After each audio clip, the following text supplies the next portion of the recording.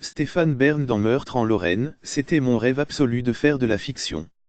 Stéphane Bern est en prime time samedi soir sur France 3, non pas dans une émission historique mais dans le téléfilm « Meurtre en Lorraine », dans lequel il fait ses débuts d'acteur. Le cadavre d'une femme a été retrouvé à la citadelle de Bitche.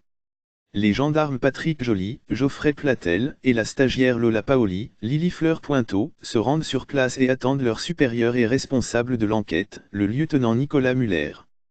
Il apparaît sous les traits de Stéphane Bern.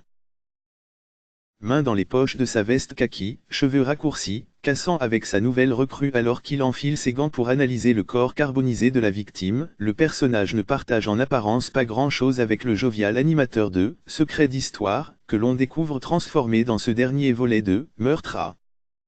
C'était mon rêve absolu de faire de la fiction, a expliqué Stéphane Bern avec son enthousiasme retrouvé lors de la présentation presse de l'épisode.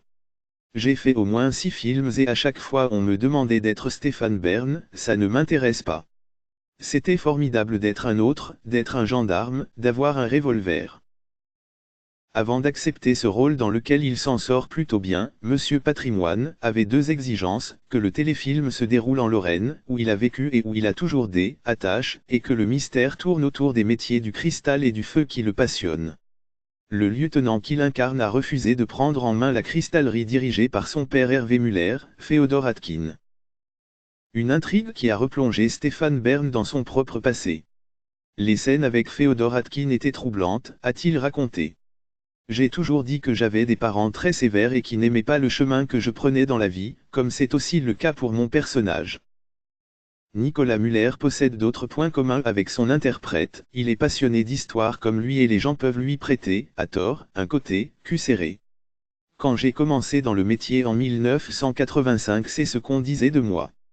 En 30 ans de carrière, je pense que les gens ont vu que ça s'était un peu desserré, a plaisanté le présentateur qui a vécu une expérience unique, en jouant la comédie et qui n'a qu'une hâte, que ça marche et qu'on me recommande un épisode.